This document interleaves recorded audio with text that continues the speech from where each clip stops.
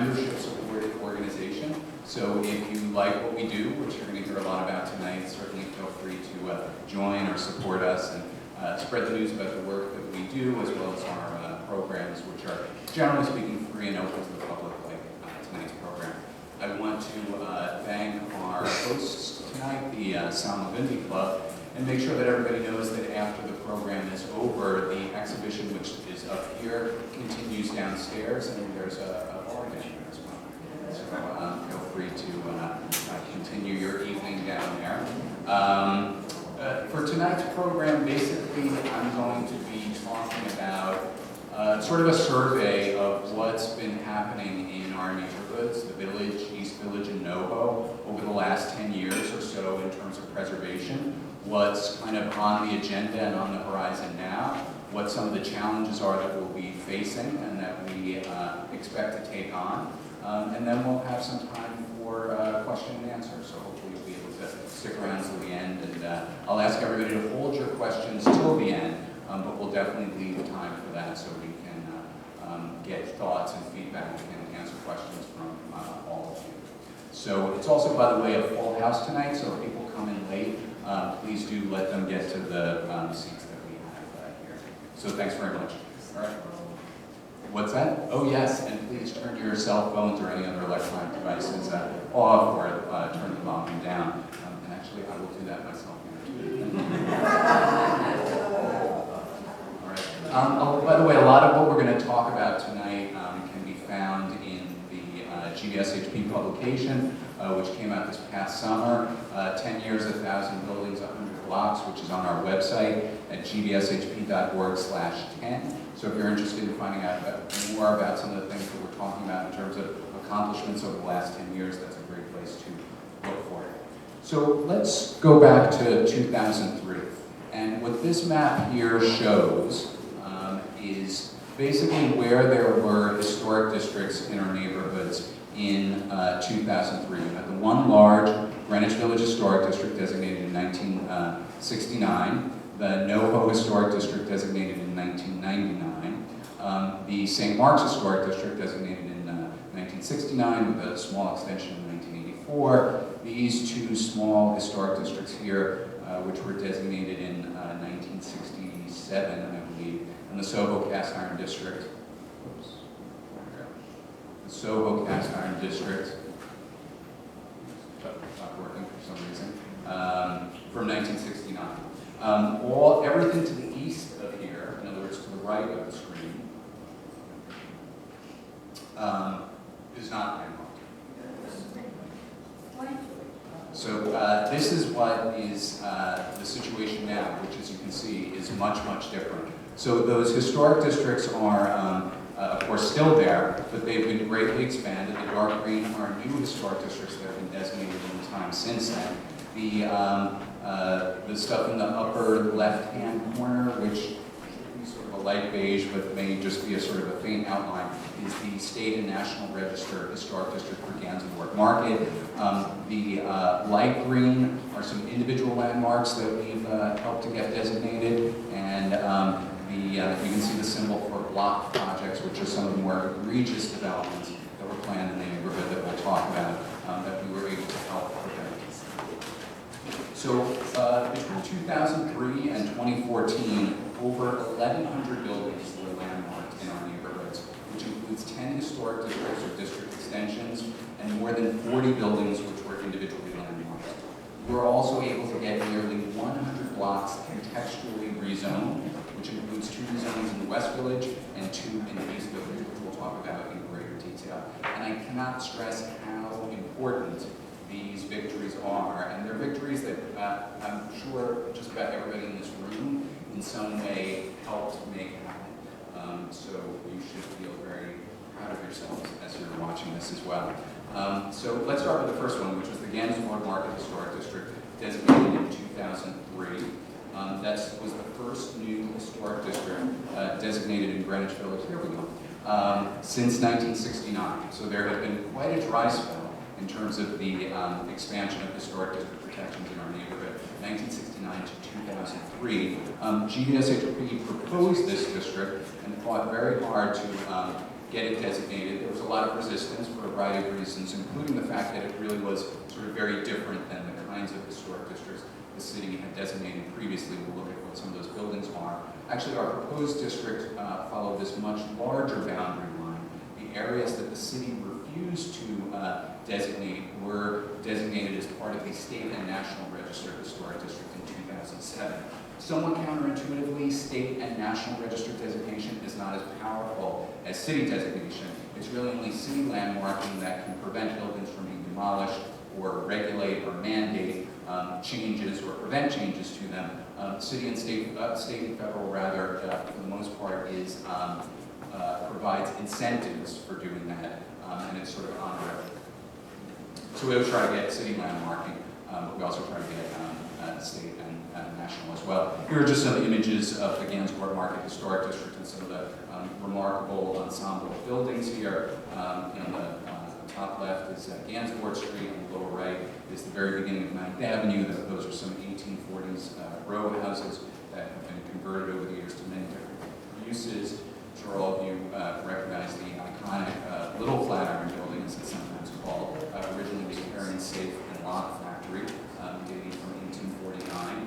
At the lower right is the former Manhattan Refrigeration Company building. That building, more than anything, was responsible for the meatpacking district becoming the meatpacking district. What that formerly windowless building, for those of you who remember pre-1979, used to do was actually produce chilled air that was then pumped through pipes throughout the meatpacking district before refrigeration was common, to help keep the meat cool in these various meatpacking plants, because that was really the only way of doing it. On the left, we have what sometimes used to be called Gansevoort's Bridge of Sighs, connecting two parts of the old Nabisco factory. It's not in the city landmark district, unfortunately, but it is in the state national register district. And at the lower right is an old meatpacking plant at the corner of Washington and 14th Street. There's some other great buildings. The one on the lower right, also built by Nabisco, part of that same complex that what's now called Chelsea Market is. There was actually originally a futuristic electronic trolley system that ran from this building. And the building on the upper left is actually considered one of the very first buildings built in New York in the modern architectural style in 1929. Here, of course, on Gansevoort Street is this iconic building photographed by Ernest Abbott. It's changed very little in the time since then, and because of landmark designation, hopefully should not change much more in the future. The P.F. Collier building and printing press. So Collier's magazine was printed out of here, among many other interesting things about it. This is where young E.E. Cummings first honed his craft, and so he worked for Collier's in their printing press. Some of his first poems were actually written on his breaks while he worked here.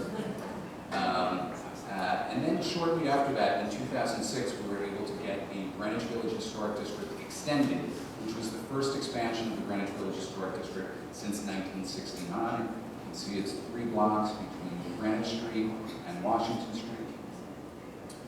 Here's just some images. This, of course, is Washington Street. You can see this great array of federal houses over here on the right, built in the 1820s, all the way up to the former Shepherd Warehouse, built in the 1890s. At the lower right is St. Veronica's Church, built in 1889. Interestingly, actually, it's funny, I'm just coming back from vacation in the Czech Republic. It's very much built in the Bohemian style, although the population that it served was largely Irish-American, dock workers, people connected with the waterfront activity. We haven't really uncovered why they chose this unusual architectural style for New York, but it certainly makes it very distinct. Here's just a lovely and unusual tenement because of the unusual grid of West Village streets. This is not a 19-degree corner. In fact, it's an acute corner. There's a little bit of beveling up and down the side, sort of, the turning of this corner here at a greater than usual angle. This tenement was built in 1881, and you can see just a little bit over here. It says Charles Street and Greenwich Street, and if anybody's wondering why would they have the names of the streets up here above the 3rd floor, the 9th Avenue elevator used to run down this street, so as you were going by, you would actually be able to see what street. Here are some other wonderful buildings from this district.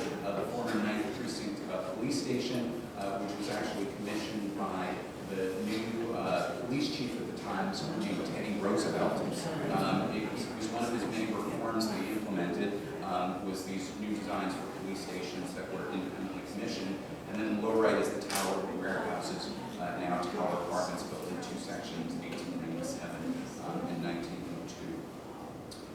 And then you can see some of the lovely buildings. This wonderful individually landmarked federal style house. This was actually individually landmarked prior to the district in the 1960s. This is an old stable over here. That's the former police station as well. And this 1880 apartment building at the corner is by John B. Snook, who's a great American architect of the 19th century. The former PS 107, and just a close-up on those federal houses which date to 1820. Some of the oldest buildings in the neighborhood, and certainly in that district. Then we go to the small but very important Weehawken Street Historic District. By the way, the extension that we just looked at and the Weehawken Street Historic District both came about as a result of this push to preserve and protect the far west village, which is where we sort of turned our sights to after our successful efforts in getting the meatpacking district designated. Here is this wonderful house at number 6 Weehawken Street, which actually is a remnant of the old Weehawken Street Market. So believe it or not, this used to, this was open on both sides. It was a market shed that covered the entirety of the street from Christopher to 10th Street. And the reason why it was called the Weehawken Market was because the goods were shipped in by ferry across the Hudson from Weehawken, New Jersey. The market lasted about a dozen years, and then when it was closed up, actually other pieces of it existed from the research we've seen for quite some time after it, perhaps into the early 20th century, and eventually the old market building was sort of filled in and turned into a house.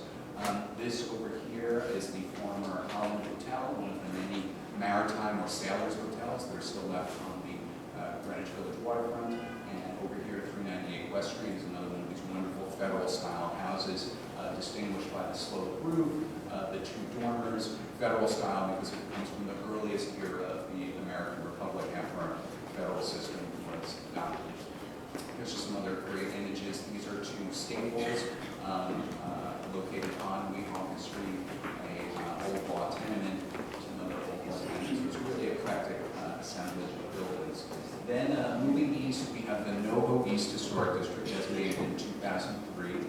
This was sort of the first addition to historic district designations in NoHo since the main NoHo Historic District was designated. You can see how similar the street looks in the relatively recent past and the more distant past. Number 9 Bleecker Street over here had been the headquarters of the Yippie movement. They refer to the building as number 9. But as many of you probably read, the building is in the process of being sold. Throughout NoHo is really more thought of in terms of loft buildings like Soho, but there's actually a really great array of these early federal-style houses that are still left here. There's a wonderful one at 306 Bowery between Bleecker and Houston Street, built in 1820. Those two dormers are still intact. It still has the wonderful Flemish bronze brickwork, which, if you can see here, means you have a long side of brick, followed by a short side of brick, followed by the long side of brick. That's the way they did it in the late 17th and late 18th and early 19th centuries. This is the former Our Lady of Loretto School, located at Bleecker and Mott Street. It's really a pretty stately presence there. This is a wonderful Second Empire style store, which was later converted into a hotel and then a theater on the corner of Bowery and Bleecker Street. And then in 2008, we got the NoHo Historic District Extension, which brought almost all of NoHo, almost the entirety of that neighborhood, under landmark designation, which was really an incredible accomplishment, especially since the neighborhood became so hot and the subject of so much real estate development and pressure. All of these buildings here are located near each other on Bond Street and Great Jones Street. What's interesting about them is the fact that they're these very narrow loft buildings. As I mentioned before, we still see some of these federal-style houses left in NoHo. The reason why these loft buildings are so narrow is because they replace these little houses. So basically somebody bought up one of these old houses. NoHo had been, of course it wasn't called NoHo then, but the most fashionable neighborhood in New York for a brief period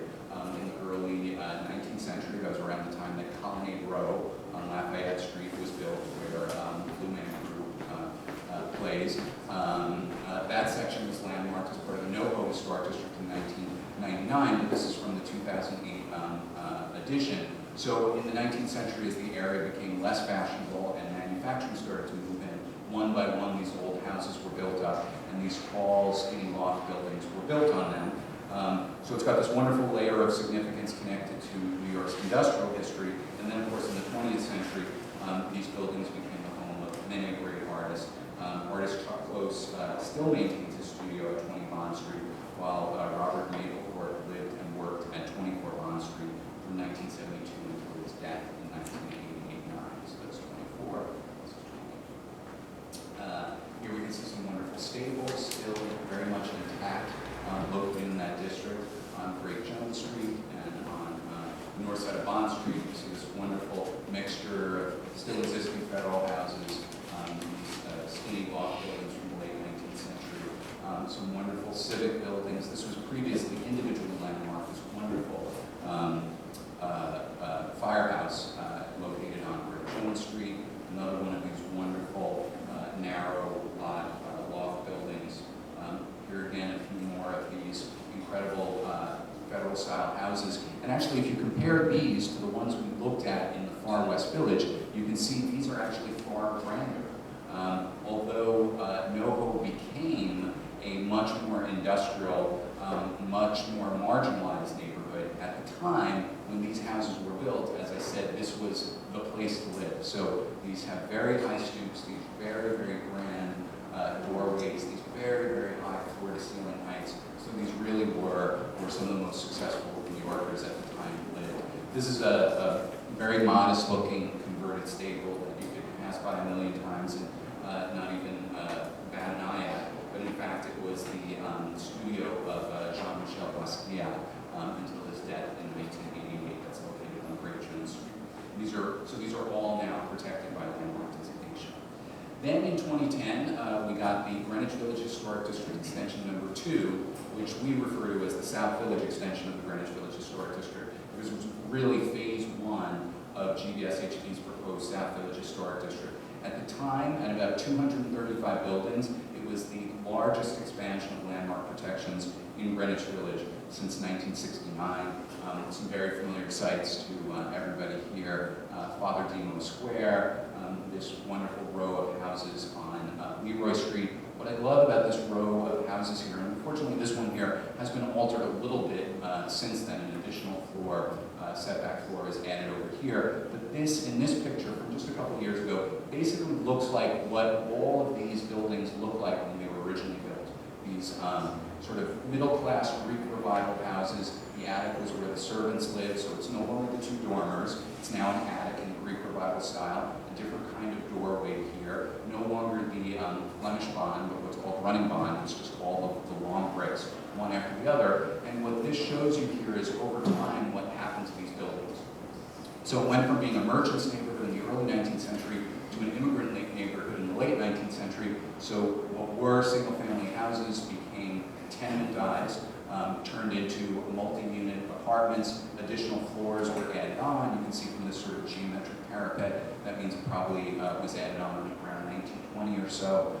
So you can, it's a wonderful way of kind of showing the evolution of these buildings over time and the history of the neighborhood and New York over time as well. This is numbers 2 to 10 Bedford Street, just off of Houston.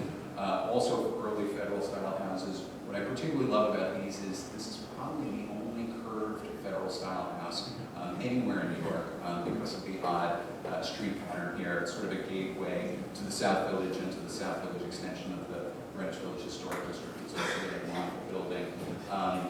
This kind of shows the 2 faces of this neighborhood.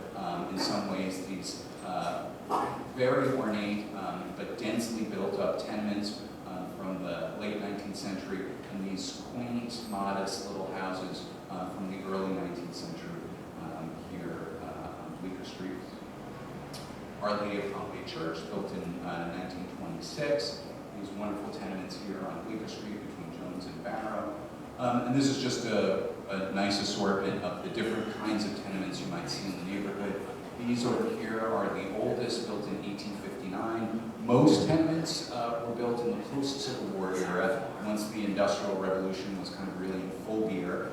And immigration, of course, to New York really amped up exponentially, but there certainly are some pre-Civil War tenements, although they're rare, and this here is one of them. Then you have these more elaborate tenements as you get later into the 19th century, both located on Carmine Street. You can see this incredibly intricate detail on the cornice here, and this, this sort of wonderful combination of this tan brick and sandstone, really a level of detail that's hard to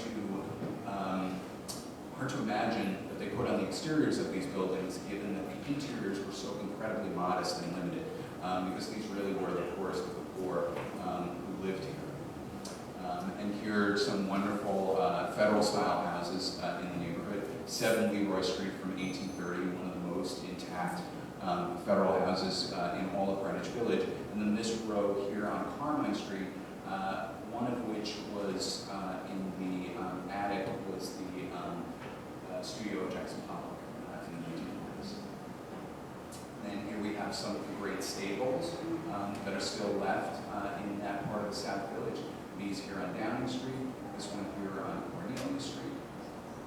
And then this is, of course, one of my favorite buildings in the South, which is an older picture, but of course Joe's Pizza is not still there. But this building, in addition to being so charming and so unusual, it's largely made of wood. It was built in various sections. But it's also, from research that GVSHP, particularly a trustee of ours, Linda did, it seems pretty apparent that this building was the inspiration for Edward Hopper's painting in the early 70s. So we're especially glad that this is now protected by landmark protections. And then speaking of great artists, so this is the Barry-type building located at Cornelia Street and 6th Avenue. It is pictured in this painting by John Sloan. This was when the old 6th Avenue L, which turned on 3rd Street, still ran down this section of the neighborhood. It's no coincidence that Sloan included this building in his painting because, in fact, his studio was located in the Barry-type building. And here's just another one of the wonderful stables, much grander than the ones on the other end of Downing Street that we saw before, still located. This is actually closer to Barrack Street. And it's a little hard to see from the shadowing here, but there's a wonderful horse head ornament over the doorway here. It's now, of course, our residence. So then moving east, we have the East 10th Street Historic District, which was designated in 2012, which was the first new historic district in the East Village since 1969. Just one block, but quite a block it is. It basically forms the entire northern boundary of Tompkins Square, and for those who know it, it really is a wonderful assemblage of houses, tenements, and a wonderful Carnegie Library. Basically every building in here, with the exception of the Carnegie Library, which is a wonderful individual landmark, was built between 1843 and 1855. So it's this almost entirely intact mid-19th century streetscape that you have on this northern side of Tompkins Square, which is now protected. And then we have the much larger East Village Lower East Side Historic District.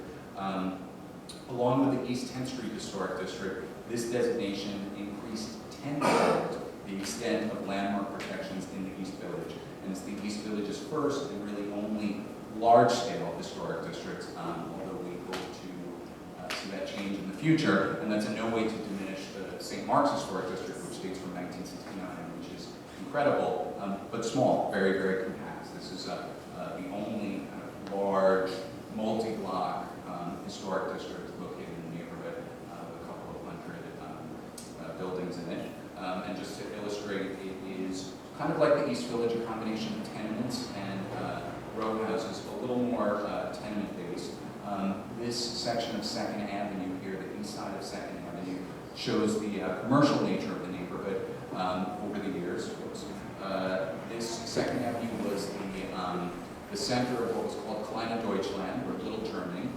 This was the center of the German immigrant community on the Lower East Side in the late 19th century, and then by the early 20th century it became the center of the Yiddish Rialto. So it became, this part of the East Village became the center of Jewish life on this part of the Lower East Side, north of Hudson Street. Of course, then there was no East Village, it was all one big Lower East Side. But 2nd Avenue particularly was noted because it had so many theaters on it in the early to mid-20th century, largely connected to Yiddish Theater. And then here we have these wonderful Queen Anne style tenements on East 7th Street from 1891. This is just east of First Avenue. Here are some transitional federal Greek revival houses located on 3rd Street. For those of you who know the Block drugstore here, these are wonderful tenements, but we're sort of particularly glad that that's captured in the historic district. You know, we'll see whether or not in the future anybody should ever try to kind of change the sign. It's a wonderful neon sign, which has a lot of history unto itself, along with the 19th century building that it's attached to. This is the Russian Orthodox Cathedral of the Holy Virgin Protection on East 2nd Street, dates to 1891. It's in this wonderful rough-hewn stone built by the same architect who built the Museum of Natural History on Central Park West. If you look closely, it actually has some very similar design motifs, even though this is so much more modest. It's actually a very small building, 3 stories, just about 100 feet wide, but it feels incredibly grand. And we actually had to fight very hard to get this included in the historic district. The city initially did not include it or any part of 2nd Street in there, so we got them to expand it to include that, which also included these these 1830s houses located on the eastern end of that block between 1st and 2nd Avenues.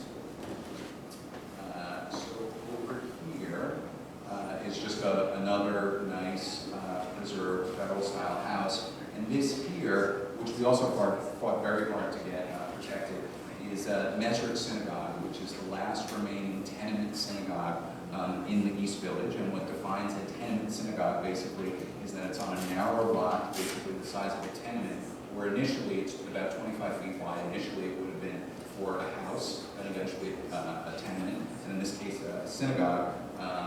The facade that you see today dates from 1910. It's much like the Russian Orthodox Cathedral, extremely modest building in terms of size, but not in terms of design. It's this incredibly grand neoclassical style building that really projects the aspirations of what was a very, very poor congregation in the early 20th century. Here's some other great ecclesiastical buildings. Middle Collegiate Church on the left, which dates from 1891, and St. Stanislaus on East 7th Street, which dates from around the turn of the last century. Wonderful, wonderful churches. St. Mark's Evangelical Lutheran Church, originally, now the Community Synagogue. It actually dates to 1847. It sort of reflects the way the neighborhood changed from predominantly German to predominantly Jewish. It also has many layers of history. One of the sad but important ones is that this church, when it was still a German church, actually was the home of most of the people who were on the General Slocum, which, for those of you who are not familiar, was the greatest disaster, greatest loss of human life in New York history until September 11th. It was basically a sort of like a pleasure cruiser ferry. A lot of families and young children went for a day excursion on the East River. The ferry caught fire. Unfortunately, as was all too common at the time, there was really not adequate safety measures, lifeboats, life preservers, etc. More than 1,000 people died on there. And that single event, more than anything, set in motion the dispersion and destruction of the German-American community in this neighborhood. First of all, basically 1,000 people were lost. And for so many people, there were now so many sad memories attached to the neighborhood and to the community that you started to see many of the old residents of the neighborhood moving out uptown to Queens, to other locations. On the lower right, we have the former Manhattan 3rd Magistrate Court, which is now Anthology Film Archives. Some of you may have read that there recently has been sort of unearthed a proposal, which I guess is being batted around, to add something like 3 to 5 stories to the building. Whoever's been batting that around seems to have forgotten that the building is now part of the historic district. And while, you know, never say never, we'll talk about this later in the program, the Landmarks Preservation Commission does sometimes approve things that we certainly don't think they should. That'll be much easier said than done, because this is within the historic district. No changes can be made without Landmarks approval. The Industrial National Bank on 2nd Avenue, the former Commodore Theater, which later became a Yiddish theater, and then became the Fillmore East, one of the great rock venues of the late 20th century. The Isaac Hopper House, which is this wonderful architectural gem. It's an intact Greek revival home, but it's also home to the world's oldest halfway house for girls and women, founded by Quaker abolitionist and reformer Isaac T. Hopper and Abigail Hopper Gibbons. And then on the lower right, we have 101 Avenue A, which is really this, again, similarly great architecture, also great cultural history since 1979, home to the Pyramid Club, which is considered one of the great venues of downtown New York from that era. Here we have the Hebrew Actors Union just off of 2nd Avenue, just off of the former Yiddish Rialto, which was the first actors union in the United States. Now we move on to our most recent historic district, the South Village Historic District, which was phase 2 of GVSHP's proposed South Village Historic District. At 250 buildings, it is the largest expansion of historic district protections in Greenwich Village since the 1969 Greenwich Village Historic District. You can see it goes from Washington Square South, Houston Street, between University Place and 6th Avenue. It contains some of the most iconic sites in our neighborhood. It's amazing that it's gone this long without landmark protection. Certainly there have been some losses in the time since then, unfortunately, but now it is protected. One of those losses, of course, is 178 Bleecker Street, which is this building here. It's no longer here. For those of you who know this block, on the south side of Bleecker, between McDougal and Sullivan Street, there's a big hole there, and a new building going up, unfortunately. On the top, McDougal Street, between Westford and Bleecker, of course, in the 1950s and 1960s, was really kind of the center of the beat movement, folk revival. There's too many great venues to name that were located on this one block, but we're glad that it's now part of the historic district. These two on the upper left, great Greek revival houses that are located in the district, and on the lower right, 1, 3, and 5 Manette Lane. Very simple, originally had stoops that were probably cut off sometime in the late 19th century, but wonderfully painted to distinguish between these three simple structures. The corner of McDougal and Nanette Lane, which is kind of an iconic image of the South Village. The Cafe Wa is there, the reopened Nanette Tavern, this wonderful Beaux-Arts style tenement on the corner of Bleecker and McDougal Street, dates to 1904. And just some of the detail on these tenements, again, is incredible. This one here, from 1901, these colorful old law tenements located on Sullivan Street, just below West 3rd Street. You can see a little bit, it actually says 1886 over there. So even if you didn't have to research, you could figure out how old it was.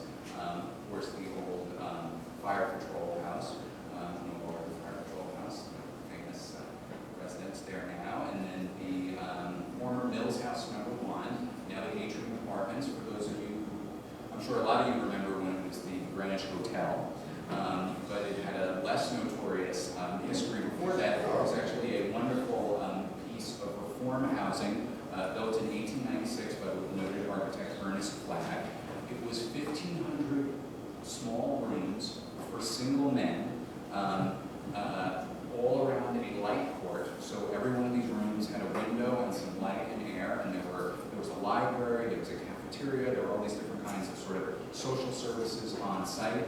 Now, by today's standards, it would be considered not so generous, but by the standards of the late 19th century, this was amazing. People killed to get into this place. It really was a great amenity, and it was done by a private developer. The idea was that they agreed to get a limited profit, but in return would provide what were much more humane conditions for poor single men. These other wonderful houses, 130, 132 McDougal Street, owned by Bronson Alcott. Louisa May Alcott lived here for a while, and it's believed part of Little Women was written while she was here. And then 200 to 202 Bleecker Street. These were houses built in the early 19th century, and then about a century later, they became the Little Red Schoolhouse, which gets its name. 12 and 14 Minetta Street, these wonderful but very simple federal-style houses, and then the Washington View Apartments on Washington Square South, built earlier than the Dakota, which is sometimes mistakenly thought of as the first sort of middle class or luxury apartment building in New York. It's not, but it is one of the first. But the fact that the Washington View apartments were built even earlier is noteworthy. They were called French flats at the time. So it was a very new notion in a place like New York that you would have middle class people living by choice in apartments. Part of what made it particularly attractive was it was on the park, so every apartment had great views, great light and air. There were just 2 light and airy apartments per floor. And this I'm particularly proud of. So we fight very hard to get this site here, Vanderbilt Hall, included in the South Village Historic District. The city originally excluded it. We pushed very hard, many of you pushed very hard to get them to expand the district to include it. Under the existing zoning, this is what NYU could build on the site. It could be a 300-foot tall dormitory without any approvals, any public process, nothing. But we not only got them to include the building in the district, but we got them to include it in such a way that recognized that it is in fact a historically significant building for a variety of reasons. So nothing is guaranteed in life, but this certainly will help ensure that we never see something like this here, and hopefully we only see that for the future. Now I want to just quickly run through some of the individual landmarks that we've been able to get designated in the neighborhood. So we've now seen all of the historic districts, and they're really a wonderful array of buildings. The Triangle Shirtwaist Factory building, located on Washington Place. These 3 houses, federal style houses, located on McDougal Street, they're now within the South Village Historic District. We got them landmarked about almost 10 years earlier. The former Germania Fire Insurance Building, located on the Bowery, reflective of the German history of the neighborhood that we were talking about before. Westbeth, certainly a favorite of mine and many others. We worked very closely with residents there for many years to get the building landmarked. We could, and actually have done, a whole program on just the significance of Westbeth, but suffice it to say it was built as the Bell Telephone Laboratories and some of the great inventions in sound technology of the 19th and early 20th century all took place here. And then in one of the first examples of the large-scale adaptive reuse of an industrial building for residential purposes, it was converted to artists' housing and workspace, the very first federally subsidized artist housing in America, and still is to this day. Number 4 St. Mark's Place, another one of these really grand federal-style houses, was former Children's Aid Society building located on East 12th Street. University Village Silver Towers, where NYU wanted to build an additional 400-foot tall tower, so even taller than the 300-foot tall towers. They thought what it really needed was a 4th tower that was even taller than the 3 that were already here. They wanted to build it just about here. Unfortunately, because of landmark designation, we were able to prevent that from happening. Webster Hall, again, could be an entire program. Labor history, political history, musical history. And then this one, which I particularly love because it is literally inches from the wrecking wall. GVSHP monitors building permit applications for every one of the 6,500 buildings in our neighborhoods every day. So as soon as we see either a demolition permit application or a new building permit application for a building that we believe is historically significant, we swing into action. We, in this case, did find out before the permits were approved that a new owner was seeking to do that. We immediately brought it to the attention of the Landmarks Preservation Commission, and we presented them with research that showed that it had these 3 incredible layers of history that in some ways really reflected the evolution not only of this neighborhood but of New York. So when it was originally built, it was what was called a horse auction mart, which basically meant that if you were a Vanderbilt or a Delano, literally Vanderbilts and Delanos came here to buy horses. The horses were paraded around in a ring. They sat in these sort of bleachers above them, and they would look down and they would say, okay, I want that one, I want that one, I want that one, depending on how they looked. The neighborhood changed very quickly after that, and by the mid-20th century, during World War II, it was actually a training, an assembly line training institute for women. So it's sort of the proverbial home of Rosie the Riveter. This is where women, during the war, came to learn how to work on assembly lines. And then in the late 20th century, it became the studio of artist Frank Stella. So talk about a building rich in history that came so close to being demolished. We were able to prevent that from happening in 2006. It was a 6-year effort to actually get it landmarked. We got them to calendar it, which stopped the demolition, but we didn't get it landmarked and therefore permanently protected until 2012. So it was a soft spot in my heart, especially from that building. The Keller Hotel on Greenwich Village waterfront, another one of these maritime sailor hotels. Lamana Theater, originally built as a German fraternal musical society. The former R.H. Macy store on 14th Street. This wonderful Greek Revival house on 11th Street, just a little bit east of the river. This tenement synagogue, no longer operating tenement synagogue in the East Village, designated in 2007. I think the Wyckoff House on Charles Street, also in the Far West Village, just east of the Hudson River. This lovely factory building here that is now Pratt's Manhattan campus, St. Nicholas of Myra Orthodox Church. So it's a really eclectic array of buildings here. These federal-style houses on Dominic Street, and these federal-style houses on Lower Greenwich Avenue, and then this wonderful, just recently repainted cast iron building on 14th Street. Really sort of almost a proto-modern building. I mean, those panes of glass are so big, it's hard to believe that this is a 19th century building, but it is. But with a relatively small amount of cast iron that's there, it's incredibly intricately detailed. It's really, you can easily overlook this building because of the loud storefront at the bottom. Next time you walk by, just spend 5 or 10 seconds taking a look at it. It's really a feast for the eyes. 94 Greenwich Street dates to 1799. So this is actually south of our neighborhood. GVSHP considers a special part of its mission the preservation of federal houses, so we get involved in federal house preservation efforts outside of just our neighborhoods. This is one of the oldest ones still standing. And then the former PS 64, which in the 1970s and 80s was the Charles Louisville Cultural Center, one of C.B.J. Snyder's, the great New York public school architect, one of his greatest designs. And then we were also able to get some contextual rezonings done in the neighborhood, which really make a huge difference. So, you know, to be perfectly honest, if I had my druthers, and GVSHP had its druthers, most, maybe not everything, but most of our neighborhood would be protected by landmark protections. There's two things about that. We're probably never going to get as much of our neighborhood landmarked as we would like to, although everything that we think is worthy of landmark protections, we push for it. But a good backup is contextual zoning. What contextual zoning does is it prevents new buildings from being built that are out of scale with the neighborhood. And if you're a contextual zoning envelope, and what that means is it puts in place a specific envelope that says a new building can fill and cannot extend beyond it. Whereas regular zoning, a lot of people don't know this because zoning is so complicated and convoluted, but typically zoning does not tell you how big or tall your building can be.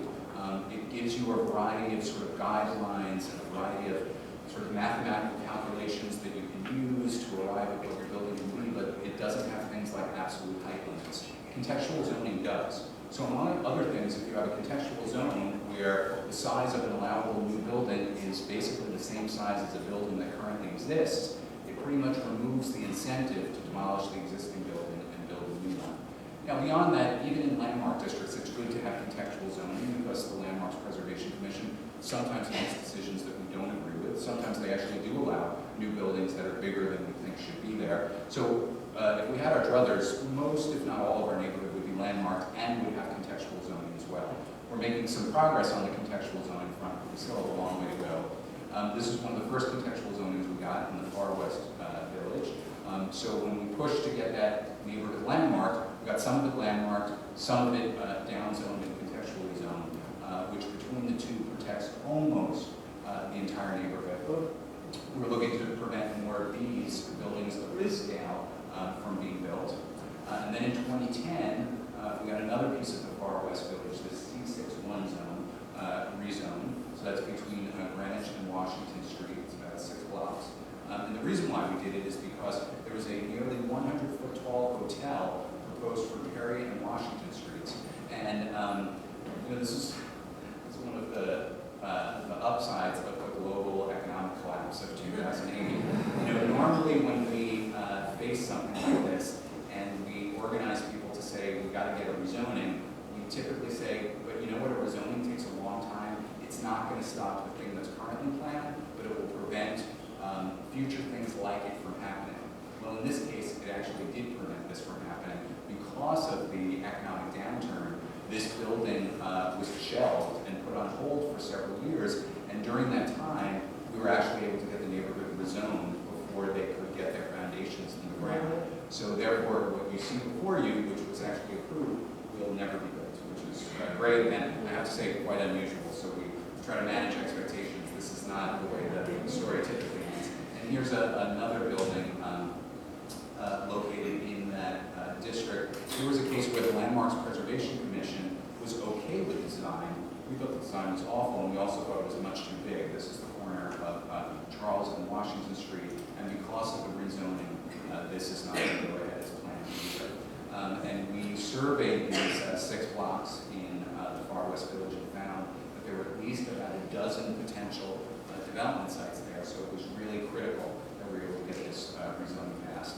Then moving east to the East Village downtown in 2008, we were able to help get almost the entire East Village contextually rezoned. This is Houston Street, this is 13th Street here, this is Avenue D, and this is mid-block between 2nd and 3rd Avenues. We even got a little extra downzoning in this mid-block area south of Tompkins Square.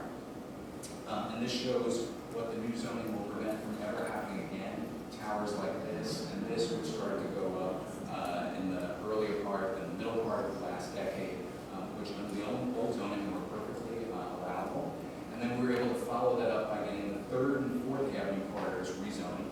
The city initially did not include 3rd and 4th Avenues in there, even though we pushed them to do it. And we thought that those areas were very critical, because this is what we had been doing in the 3rd and 4th Avenue corridors. Our friends over at New York University loved the zoning in this neighborhood and took great advantage of it, but that will not happen again.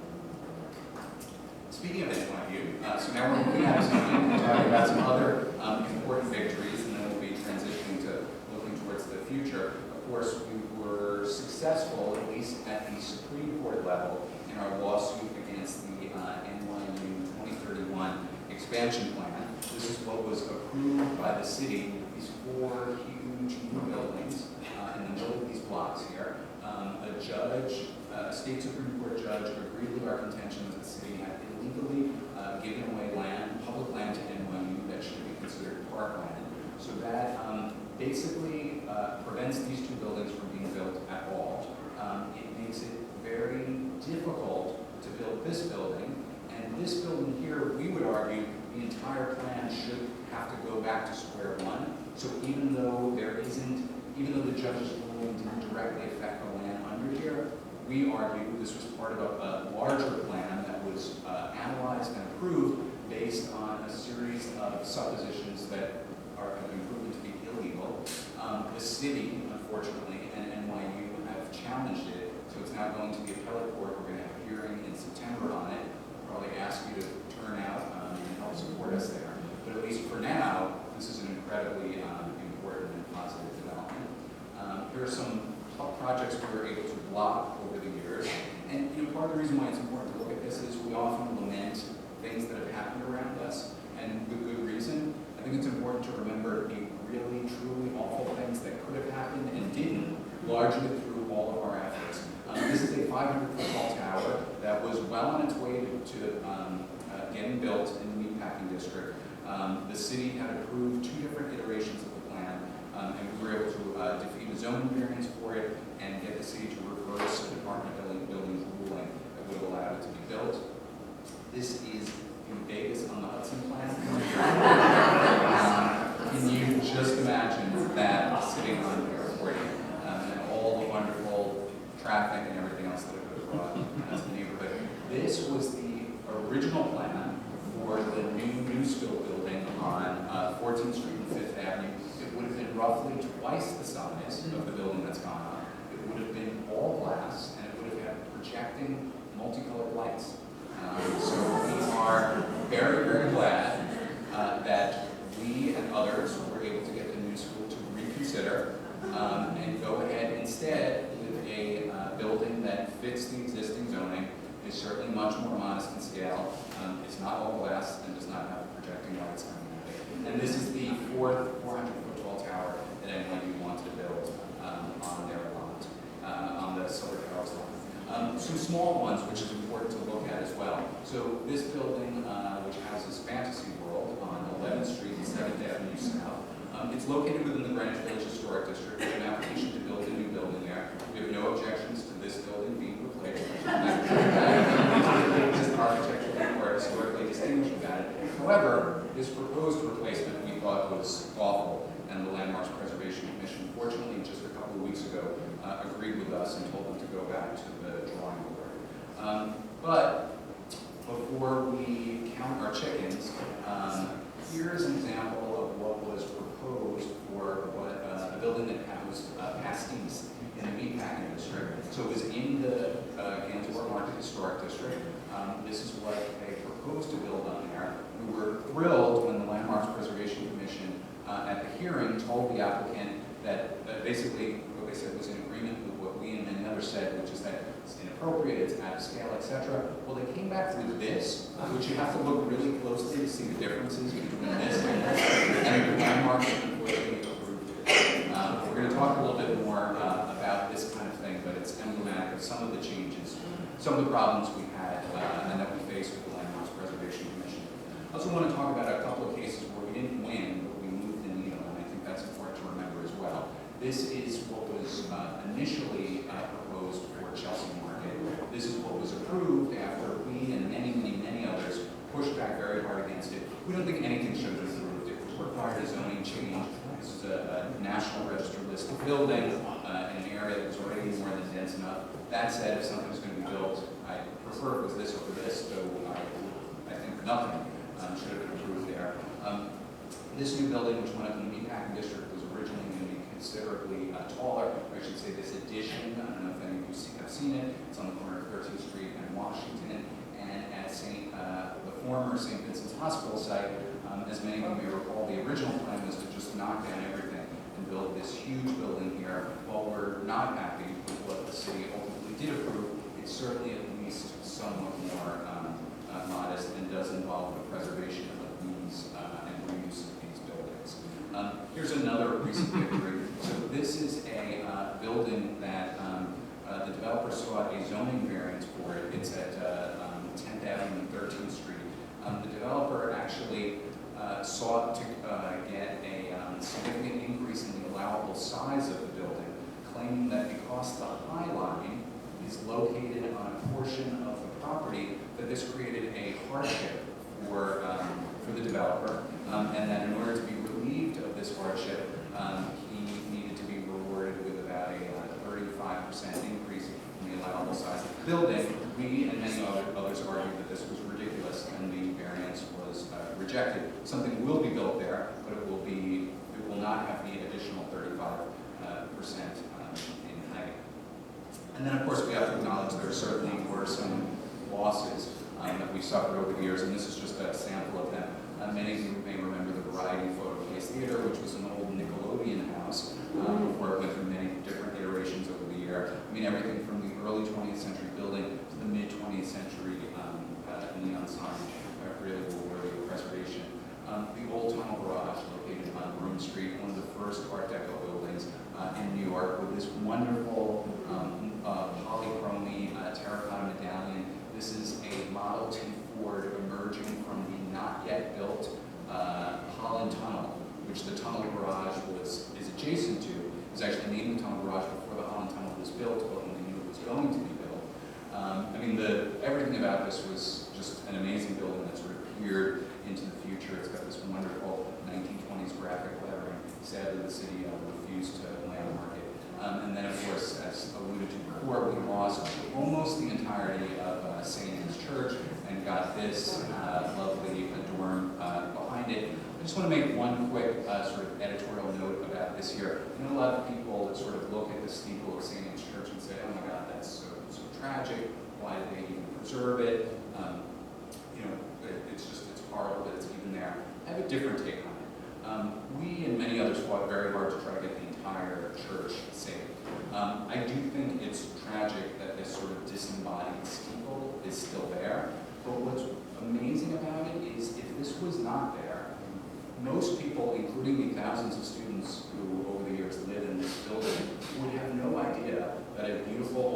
church had once existed on this site. This, in a sad but poignant way, is a memorial to the destruction that took place here. You will never be able to look at this site and not be able to figure out, hey, there used to be a beautiful old church here that was replaced by this hideous tower. I would much prefer to have had the church preserved, but that said, I do think that there is a value in that steeple being there as a reminder of all this loss. And then, of course, the Superior Inks Factory, which was its own sort of unofficial landmark on the Greenwich Village waterfront at Victories Street for many years. So now, looking towards the future, sorry that this is not quite as clear as I would like it to be, but basically everything in purple is parts of our neighborhood that are not landmarked. So we've got a lot of work to do. And everything in white here is parts of our neighborhood that is not contextually zoned. So we've got a lot of work to do there as well. I'm going to talk about some of the specifics. So this was GVSHP's proposed South Village Historic District. You can see phase 1 covered most of this area, and this is west of 6th Avenue, between 6th and 7th, north of Hudson Street. Phase 2 covered most of the area east of 6th Avenue, between Houston and Washington Square Park. But the city has not yet agreed to do anything with the south of Hudson Street section. In fact, under the old chair of the Landmarks Preservation Commission, they basically said it's not worthy of a landmark designation. We now have a new chair of the Landmarks Preservation Commission as of this summer, and we're going to be meeting with her in September, and this is definitely at the top of our agenda for things we would like the commission to take a look at. And just to kind of show you some of the great things that are in there that we're fighting to protect. This is St. Anthony of Padua's Church, which is the oldest extant Italian-American church in the country, and it's surrounded on Sullivan Street by just this wonderfully intact late 19th century streetscape of tenements that housed people who were very much connected to this institution. 57 Sullivan Street there in the middle, which is the oldest surviving house in the South Village, dates to 1817. And then this neighborhood, if you're familiar with it, is sort of special in that the surviving detail, original detail on these buildings, most of which are tenements, is kind of incredible. So this is an original 1904 doorway, wooden, sort of vaguely Art Nouveau in its style. If you walk around this neighborhood, it's really incredible. This is basically Sullivan Street, Thompson Street, McDougal Street, South of Houston Street. You know, there are definitely neighborhoods that have, you know, quite a few turn-of-the-century tenements. None at the level of intact detail that this neighborhood does, of which that's a nice example. They also have this wonderful assortment of buildings that were built in the early 20th century by the Citizens Investing Company. These were model tenements that were built by an Italian fraternal organization. This was a largely Italian-American neighborhood at the time.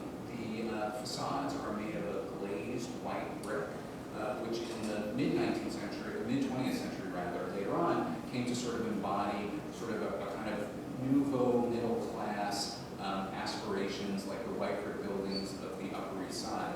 But here was an early example of their being used, and they were meant to project cleanliness, light, air, a generosity of amenities. These were a very, very significant step up from the tenements of the era.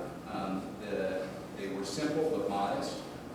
They gave such things as separate kitchens, double wash tubs, an actual toilet closet in the apartment, which was unusual at that time. So this is a really great piece of art history that's preserved in this neighborhood here. And then here's just some other details of great, wonderful buildings in the neighborhood.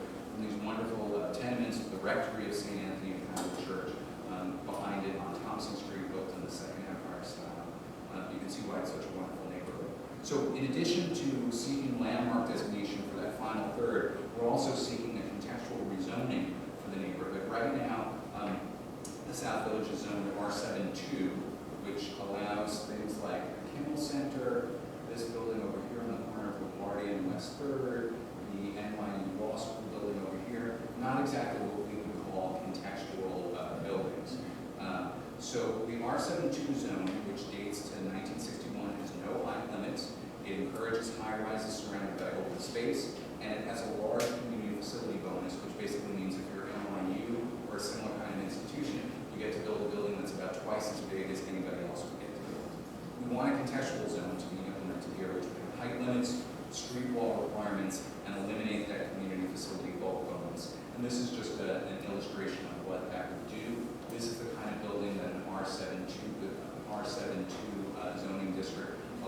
This is actually, if it doesn't have the community facility bulk bonus, if it is NYU, basically the building would be about twice as large. Under the contextual zoning that we're asking for, these are the kinds of buildings that you would see built much more in character with neighborhood, 4 or 5-story buildings, maybe 1 or 2 setback stories at a time. So far, actually, I have to say I'm disappointed to report the administration has not been receptive to our request to consider this. All of the local elected officials have supported it, the community board has supported it, but we're going to keep pushing. And then let's talk a little bit about the East Village and what we'd like to do here. Again, as you can see, a large area of the East Village without landmark protections. I just want to show you some of the amazing non-landmark buildings in the East Village. This is the former Children's Aid Society Industrial School on 6th Street. So, picture the same building from the side. This is what was known in the 19th century as Political Row. It was a row of Greek revival houses built in the 1840s on 7th Street between the Avenues C and D, which, believe it or not, in the late 19th century was basically the center of political life in New York. All of the town, all bigots lived on this block in these houses. Just a couple of blocks to the south of there, again between Avenue C and D, is this wonderful church. Right now, presently, it's the Orthodox Catholic Church of the Western Hispanic Mozarabic Rite, but it was originally built as a Slovakian and Hungarian Catholic Church of St. Elizabeth. So it's got a great history. This is this wonderful surviving pair of Greek revival houses, also between Avenues C and D. And if you look here, you can see they've got graffiti and stuff like that, but the architectural detail is incredible. In a classic Greek revival fashion, the doorways are basically a temple that you're entering. This is the original 1830s ironwork. Really just wonderful, beautiful buildings. And then this row of tenements, designed by the great architect George Frederick Hallam in 1890. If you've never been to the far eastern end of 14th Street, it's worth a visit. It's just before you hit the Conant plant. It's really an amazing, intact row. It's very, very, very rare anywhere in New York to see a row of tenements like this that still exist in this sort of unified form. It's built as an ensemble, and it's very rare that the entire ensemble, or almost the entire ensemble, still exists. You can see it's really powerful in its detail. This is a bunch of a pair of tenements rather. It used to be 3 on 11th Street between Avenues A and B, built by the architect who built the Eldridge Street Synagogue. If anyone knows the Eldridge Street Synagogue. And if you look at some of the detail on these tenements, which is incredible, you can actually see some similarities to the Eldridge Street Synagogue. Here's just a wonderful tenement on the corner of 5th Street and Avenue B, which just shows how these buildings have this wonderfully vivid detail to it. This is the Most Holy Redeemer Church on East 3rd Street. For many, many, many years, for generations actually, the tallest building in the East Village. The present form dates to 1913, but it was originally built in 1852. Here is PS 63 on East 3rd and East 4th Streets between 1st Avenue and Avenue A. I would argue it's one of the most striking of all of the C.J. Snyder schools dating to the early 20th century. Again, like everything else we're looking at, no landmark protections. This is a row of tenements on 10th Street between 1st and 2nd Avenues, which we sometimes refer to as the cherub tenements. And you'll see why here. It's a bunch of tenements that all have this incredibly intricate detail on them. They're really just so joyful and incredible. And if you don't look up, you could completely miss it. And this just sort of gives it to you in context. It's actually several different buildings that have this detail on it. And all these other tenements on the block, or many of them, are also unusually intricately detailed. And you've also got great industrial buildings here in the neighborhood. This is in the East Village. This is 4th Avenue at the corner of 12th Street. This was built in 1911. This one here is a little bit older. It's really incredible to see those original windows still intact. Again, like that cast iron building we were built at, sort of a vision of the future. It's almost a proto-modern building. And then this is this lovely row of Queen Anne style tenements across from Webster Hall on 11th Street between 3rd and 4th Avenues. Just some close-up detail of it, both the terracotta, the brickwork,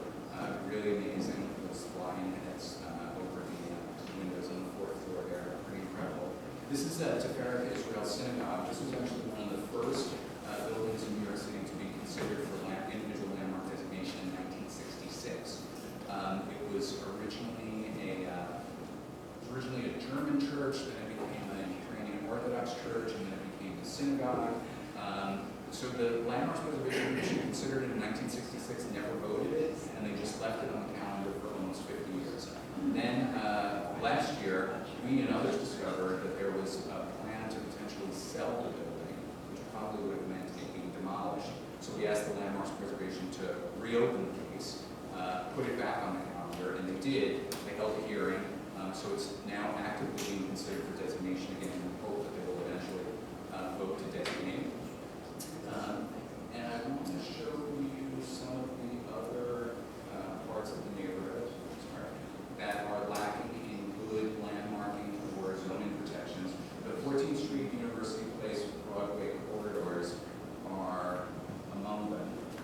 And so we really got our work cut out for us here.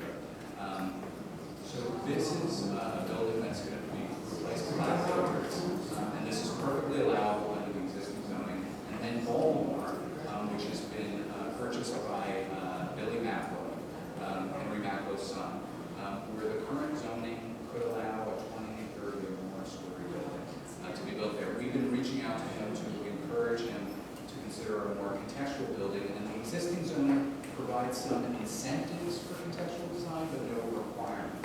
So that's something that we really have to change. And I'm just going to quickly show you some of the great buildings that are located in this area. Certainly we think worthy of landmark protections, the Devonshire House, University Place, we all know this sort of apartment buildings on 9th Street, the Albert Hotel, just these wonderful buildings on the side streets along University Place. Really just incredibly rich detail to them. It's sort of amazing that they're lacking this wonderful cast iron building here. It's amazing that they're lacking in landmark protections. And everything that I'm showing you does not have landmark protections. So you can see this incredible detail, meticulously preserved over the years. So we've got a lot of work to do in the, and so here's Black Billiards. That's where that incredibly tall metallic tower is going to go up. And so now moving to sort of the 14th Street corridor. So this is the corner of 13th Street and 5th Avenue. It's a really wonderfully fitted building, and then right across the street from it here as well. Both of them are owned by the new school. Because these are large buildings, they're probably never going to be torn down, but we certainly want to make sure that that architectural detail stays there. Certainly so far, the owners have been good stewards, but take nothing for granted. It's a wonderful cast iron building. This is 14th Street between 5th and 6th Avenues. This is, of course, the corner of 14th Street and 6th Avenue on the south side. Here's another lovely, we're moving west, cast iron building on the south side of 14th Street between 6th and 7th. This wonderful tenement on the corner of 14th Street and 7th Avenue. This great statuary here, this very intricate detail. Again, if you can look above the kind of jumble of storefronts. And then I also want to point out the blocks, sometimes called the loft blocks, just east of Washington Square. So this is Washington Square here. So we're talking about like Washington Place, Waverly Place. Also, really, really, really great buildings, none of which are landmarked, almost all of which are owned by NYU, which has consistently resisted, for the most part, landmark designation or even state national register listing for these buildings. If you look at them again, just this incredible detail to them, really just a wonderfully rich history here. It would be a shame to lose them, and certainly only things like landmark designation can help ensure that they're remaining intact. I want to talk about another area that we're trying to get the Landmarks Preservation Commission to move on, and that's, especially in our neighborhoods, to do greater recognition of cultural landmarks. Now, an interesting thing is that Greenwich Village Historic District was designated in 1969, and the designation report, as written, is actually, it's very long because it covers more than 2,000 buildings, but it's pretty simple in its detail. And a lot of the things that we would probably say are most important in terms of the 20th century history that are attached to a lot of these buildings were in the very recent past, or in some cases hadn't even happened yet, when it was designated in 1969. So they didn't mention them at all. So a lot of things like, places that were great music venues of the 1960s or 1950s, where this here is the Stonewall Inn, the site of the birthplace of the gay rights movement. None of this is mentioned in the Greenwich Village Historic District. And what that means is, if somebody came along and said, we're applying to, make an alteration to this building, and you would argue it's a not very distinguished building and it, doesn't have a particularly important history, they could say, and the designation report also doesn't say anything about it being special or important. Now, that doesn't mean that they win. Obviously, we could all show up at the hearing and say, what are you talking about? Of course, this has a really special and important history, but it would be much more helpful if it was actually noted in the designation report, because the designation report is more or less supposed to be the governing document for it. So we reached out to the Landmarks Preservation Commission, who said there's this great lacking, especially in districts like the Greenwich Village Historic District, where so much of this important cultural history is not actually recognized. And we think, especially for some extremely important sites, you should either individually landmark them so that they have a new designation report that recognizes this history, or go back and amend the existing district designation report. I want to talk about the sometimes troubling process and troubling decision at the Landmarks Preservation Commission decisions that we face that's emblematic of what I think are some of the challenges that lie ahead. So this is what was proposed on the corner of Barrow Street and Greenwich Street on the St. Luke's block, which we and many other people were very opposed to, thought was a very inappropriate design. This is what was approved. I'm not sure it's really much of an improvement. It's actually the same size building. They just sort of pushed it down a little bit, so the base is bigger, the tower is smaller, it's now almost all glass. And what's particularly disturbing about this is that the change from this design to this design was done in such a way that while the public was given an opportunity to comment on this, the public was not given an opportunity to comment on the approved design. And that's the way the Landmarks Preservation Commission has been doing this. If they say to an applicant, we want you to make some changes, come back with a new design, they do it through what's called a public meeting process, which means that the public only gets to listen but doesn't get to speak. And so that's something that we think needs to be changed.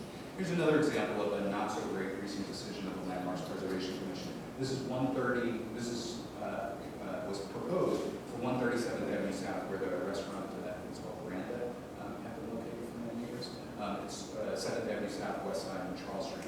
So this is what was proposed. We thought, and many others thought it was very inappropriate.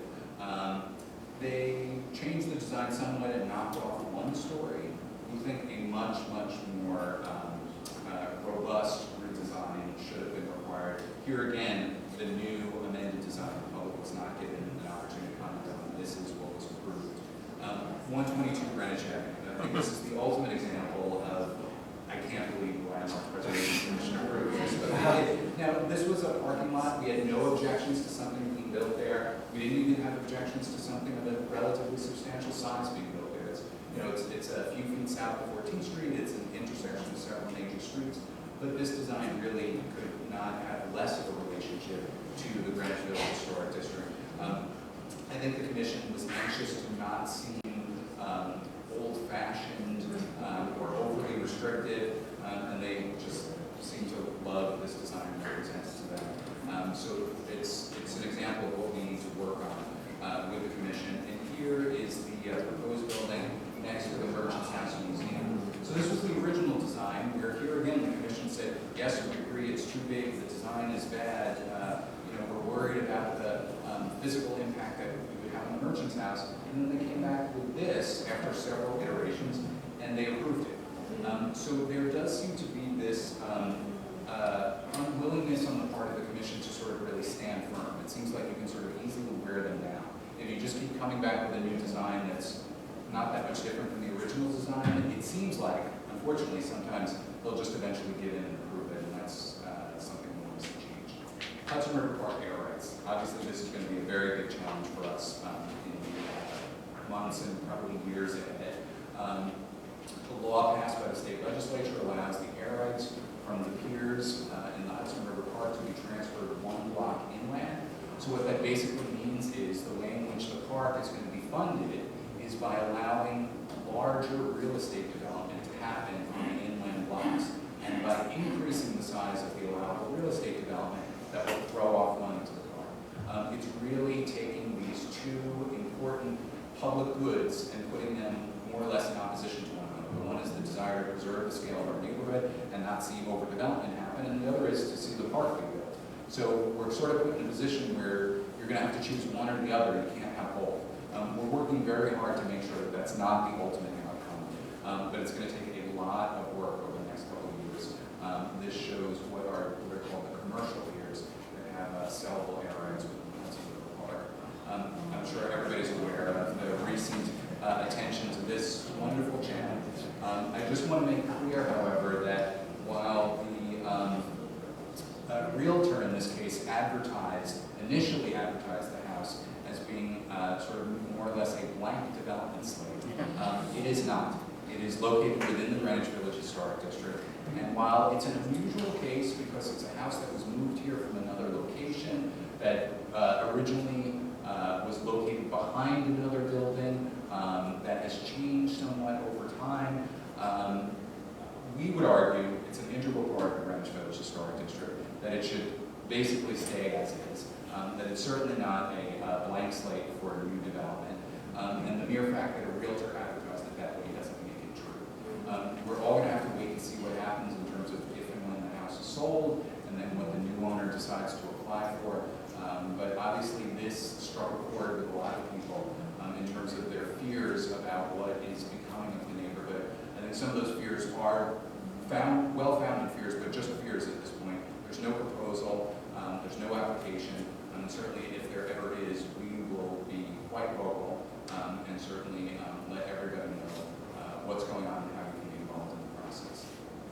And then, as many of you know, we recently released a report that talks about how the landmarking system over the last 10 or so years has really become a little too favorable to developers in one very particular way.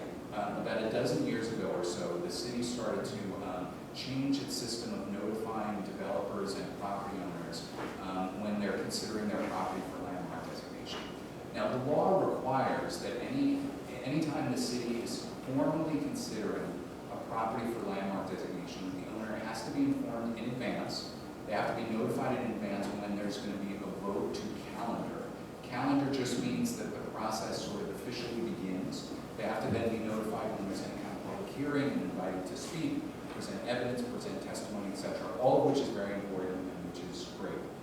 What the Commission started doing about a dozen years ago is months in advance of any of that happening, they've started reaching out to property owners and saying, hey, you know, we're thinking about maybe considering the property for landmark designation. Well, guess what some of those owners and developers do when they're told that that's the case? They rip architectural detail off the building, they demolish their building, or they gut a Frank Lloyd Wright interior on Park Avenue, all following being notified that the Commission was considering the property for designation. And the problem with doing it this way is that inherently it does not give the Commission enough time to be able to then move to landmark if they see that that's something that the property owner is doing. If they just stuck to what the law says, which is that you got to let them know before you're going to calendar, because then once it's calendared, there's basically sort of a 40-day window that the Commission gets, where the Commission gets to hold any permits that are issued for the property for 40 days, during which time they can designate if there's an urgent need to do that. They basically abdicated this right, and as a result, while it's just a minority, a significant number of property owners have taken advantage of this to more or less say, I don't want to do landmark, so I'm going to keep it for free. We want the current administration to change that policy. So far, the new LDC commissioner is sort of walking. We're going to keep pushing on this. And then a really big issue is that the Real Estate Board of New York is basically trying to portray landmarking as somehow being at odds with the effort to keep New York City affordable. This is an absolute lie, but it's one that's been gaining a lot of traction. And it's one that's coming not just from the Real Estate Board of New York. We're seeing it from a lot of members of city government. This is not quite the same, but connected to this, I want to mention City Council member Brad Lander, who's the former chair of the Landmarks Committee of the City Council, no longer is, and who's a sort of a key player within the City Council, recently issued a report about inclusionary zoning in New York City, which is the way in which we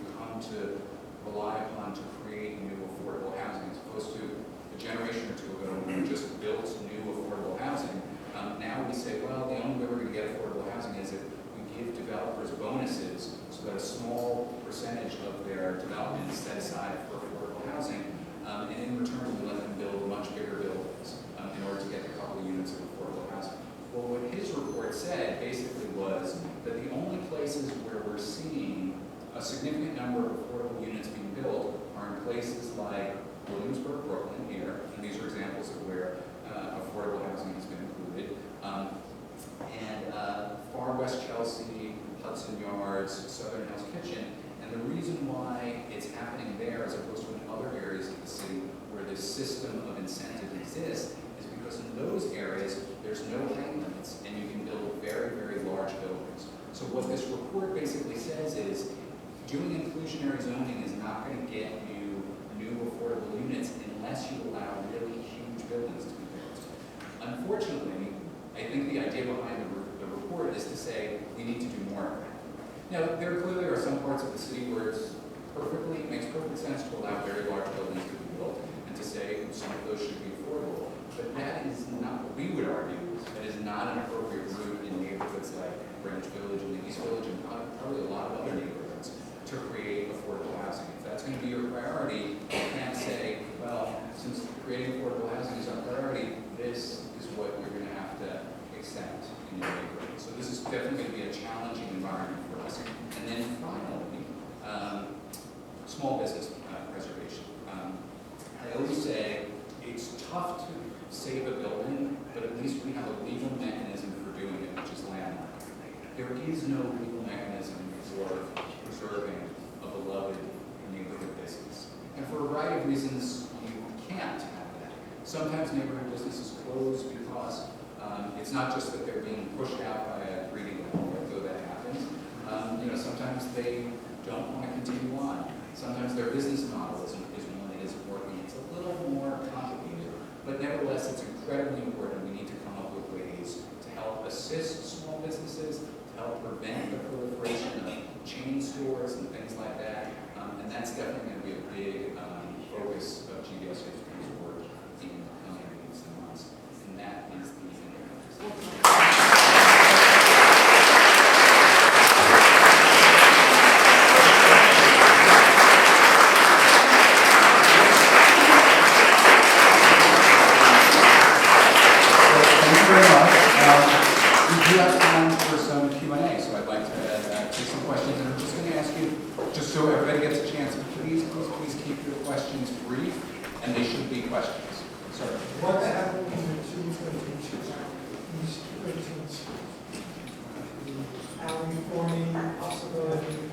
That's a good question. I haven't heard anything new there. That's an old building on 13th Street between 2nd and 3rd Avenues that is supposed to be adaptively reused as a home for, I guess, sort of formerly homeless kids. Is that LGBT, but right. So kids without a home. I can check in with the agency, the Cooper Square Committee that's involved in that. Last I checked with them several months ago, it was supposed to move ahead, but as you know, because you live on the block, yeah, we haven't seen a lot of progress there. So I'll try to find out and share it. Do you have any take yet on new leadership of the three relevant city agencies, landmarks, city planning,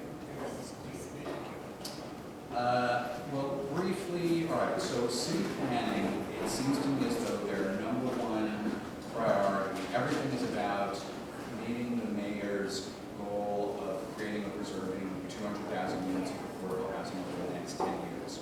So basically, for instance, when we reached out to them about the South Village contextual rezoning, we were told we're not interested at this time. It seems to me as though pretty much all of their resources are going to be dedicated towards trying to make that happen. Which is challenging if there's other things that we want to see done, or if their approach to doing that is one that potentially could have some implications that make me a little bit nervous. So that's my take on the city planning chair. Meenakshi Srinivasan, who's the new LPC chair. I don't know. It'll be interesting to see what she's like as an LPC chair. She was the former head of the Board of Standards and Appeals. She made a lot of decisions that I did not agree with there. That said, she was smart, thorough, articulate, and very open to feedback. So I'm keeping an open mind, but I'm trying to be optimistic. The Department of Buildings Commissioner, I don't know much about, but people I know who are experts in the field were actually happy with that choice. They said he had a good record and a good history, so I'm going to be cautiously optimistic there as well. Yes? A question about how the buildings are being designed now. You mentioned in the past that early 1900s, buildings were beautiful on the outside, even though they weren't much on the inside. So nowadays, it looks like we have buildings that aren't much at all on the outside. And I guess they're beautiful on the inside, I don't know. And are there any buildings, modern buildings that you think are nicely designed? Well, two things. There are definitely some new buildings that I like. There's a lot that I don't like. But you know, you raise what I think is an interesting point that I want to sort of address. It really speaks to why landmark designation is particularly helpful when you're talking about new construction. All too often with new buildings, the idea is, obviously the idea behind almost all new construction, private new construction, is to make money. And oftentimes the way to do that is to pack these new units with as many amenities as possible and try to get the highest price possible. By requiring that it go through a design approval process, it helps ensure that some of the expenses on the building go into making the outside look nice, that the public can enjoy, and not just the inside that the individual buyer will buy. And in fact, it's been shown over time that when you create a beautiful building, that actually does tend to increase the value of the development of the apartments as well. So I think what you're speaking to is important and really speaks to why some of this kind of stuff is so important, because all too often what you just described is what you will get unless there's a process that helps ensure that some time and effort is spent on making the outside look good and not just the inside. Yes? Other than asking the developer a phone number to be nice, is there any mechanism that can be used to keep things contextual? Well, as I said, the existing zoning has an incentive for contextual development, but not a requirement. I can give you more detail one-on-one. I don't want to sort of bore everybody with this because zoning is so arcane. But basically, there's some reasons why he might find it to his advantage to go that route because of the way that the zoning works, but he's not required to do that. Beyond that, there's two things. Well, we've approached the elected officials who represent the area, and we've asked them to reach out to the developer to also express this desire to him. Now, they can't prevent him from building a non-contextual building, but somewhere down the line, he's probably going to need to go to them to get approvals for something. So we're hoping that he will get the message that, look, I may not be able to control what you can do with this development, but somewhere down the line, you may want something from me. So it'd be better if you did something that I liked here, if you're going to be coming to me for something else in the future. Beyond that, the only thing that can really change it would be either landmark designation or a rezoning. And unfortunately, those are processes which we're going to pursue for that area, but which are extremely unlikely to affect this development. He's already got demolition permits. He's practically there. So it's unlikely that we're going to be able to force his hand. I'm hoping for a variety of reasons that he will do the right thing, but I'm certainly not guaranteeing. Sir? Yeah, with that University Place, I heard there's plans for that's a wall or a bike lane or something like that. I've heard, sort of inklings to that effect, but nothing that I know of that's particularly definite. That tends to be a little bit outside of what we do and focus on. Under the new administration, I don't think there's been a huge number of expansions of bike lanes yet. I think it remains to be seen how this administration is going to approach that as opposed to the last one. And, I would think pedestrianizing University Place would probably require a really vigorous public discussion. So I think even if that's being considered, we're probably many steps away from anything like that happening. Yes? Churches in a certain area are not necessarily landlocked. So if the church closes, what happens then? Churches, just like any other building, if it's in a historic district, are subject to the regulations of the Landmarks Preservation Commission. They're no more or less regulated. The only thing that's different about a church is you can't landmark the interior of a church. You potentially can landmark the interior of a private building, although it's extremely rarely done. It can only be done for a space that's customarily open to the public because of the sort of separation of church and state issues. You can't landmark the interior of a church. Can you imagine if the church had to go to a government agency and say, you know, we want to move the cross from here to here? Are we allowed to do that? And that would obviously not be a good situation. The one other main difference for religious institutions and other charitable organizations is, you know, within our landmark system, there has to be, by constitutional law, a hardship provision, which means that if you can prove that you have a hardship, you have to be given the opportunity to be relieved of the requirements of landmark designation. Now, for a private property owner, the definition of hardship is to show that you cannot make a reasonable return on the property. So in other words, you have to show that I can't make a certain amount of money on it. And it's very rare that somebody can actually show that they're not able to do that with what the Landmarks Preservation Commission is requiring of them. With a religious institution or a charitable institution, the threshold is much lower. They just have to be able to show that in order to fulfill their mission, they can't do it while abiding by what landmarks is requiring of them. So that's the only other distinction, and that's one of the reasons why, although religious and charitable institutions make up a relatively small fraction of the number of landmark buildings, the 24 or so hardship cases that have been won over the years, I think more than half of them have been by nonprofits, charitable institutions, religious institutions, because it is this different and more generous standard, which is basically been set by the courts. Yes? Washington Square Park is finishing now. Do you know if they're planning to do anything with the sidewalks or anything? I haven't heard anything about that, but you know, it's possible that it's being considered without my knowing that. But if you want to get in touch with me afterwards, I can try to put you in touch with the people who know that. But I would think, given that that process was pretty played out in a pretty public way, I think if there was something planned for the sidewalks, we would have heard that too. Yes? The house on Charles Street, the fact that it's moved from up the Upper East Side down here, would that impact it negatively as far as landmarking goes? It's a great question, and there's no simple answer to that. Basically, you know, it's in a historic district. All that means, the long and short of it is, any change to it has to be approved by the Landmarks Preservation Commission, or can be denied by the Landmarks Preservation Commission, subject to a public hearing. Exactly how the Landmarks Preservation Commission decides any application is completely subjective. Now, this is a somewhat unique case. As you said, and as I said before, it was moved from another site, so this was not its original home.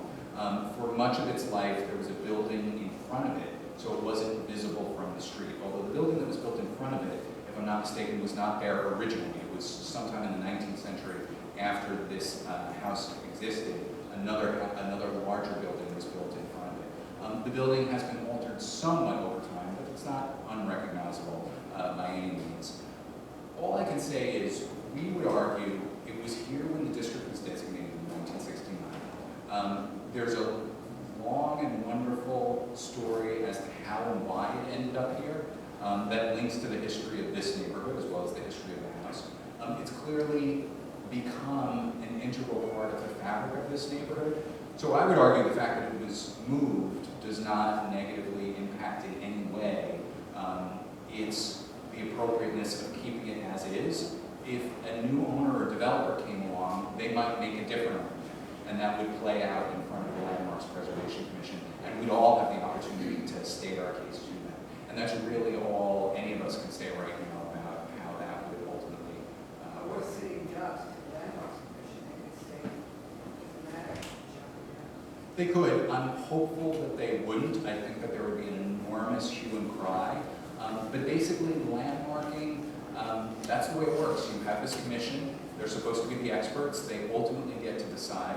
There's really no other system like that. There's no system that says, well, it's landmarked and now it can can never be touched, and there's nobody whose jurisdiction it falls under. It just never changes. It's one of the reasons why it's so important that the mayor, who appoints all of the members of the Landmarks Preservation Commission, be somebody who really believes in preservation and reflects that in their appointments. And so, while as a 501c3 we never tell people who to vote for, we do always tell people to think about what role your elected officials play and to make sure that they're people that you think are going to make good decisions around these kinds of questions. Any other questions? Well, thank you everybody so much.